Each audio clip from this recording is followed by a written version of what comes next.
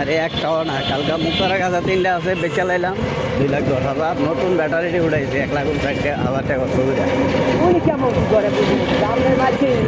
আমি ভাই যে ব্যাংকের ঋণের লেগে আমি তলে পড়ছি।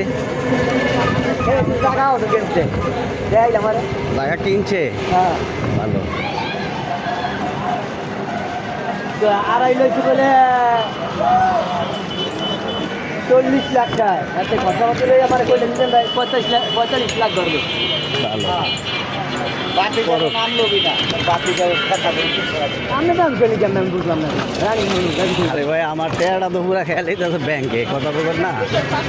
গাড়ি ধরাইছে, ড্রাইভার রাখালে 2 দিন পরে পরে নাটক। এই যে 3 দিন আগে এক গাড়ি দিয়েছি আপনি দিয়েছেন আরেকজন রে, এবারে মায়ের খেয়ে আনতে লাগবে 6-7 হাজার টাকা।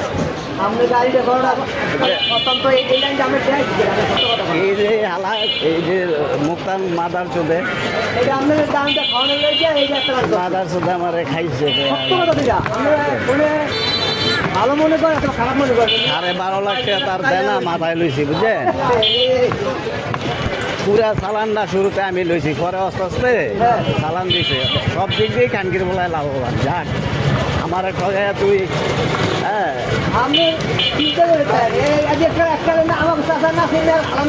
আমার পোলাড়ায় বুঝবো না, পোলাড়া যদি বুঝতে করতে হিসাব রাখে না ঠিক মতো।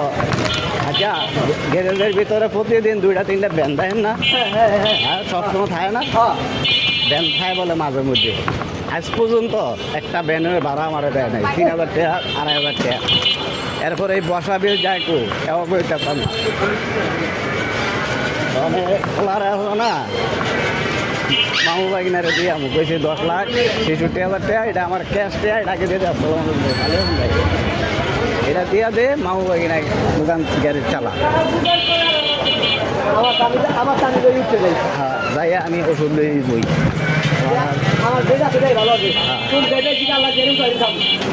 দেখি আমার কি আছে আমার দেওয়া এসে ভাই লাভ নাই। আপনি যদি গাড়ি না করিয়া যদি শুধু গ্যারেজের যেটা বাড়াইছে আপনি যদি ওই জায়গায় পাইছেন তাহলে আপনি লসের মধ্যে রাখেন। আর শুধু গাড়ি করি আপনি ধরা খাই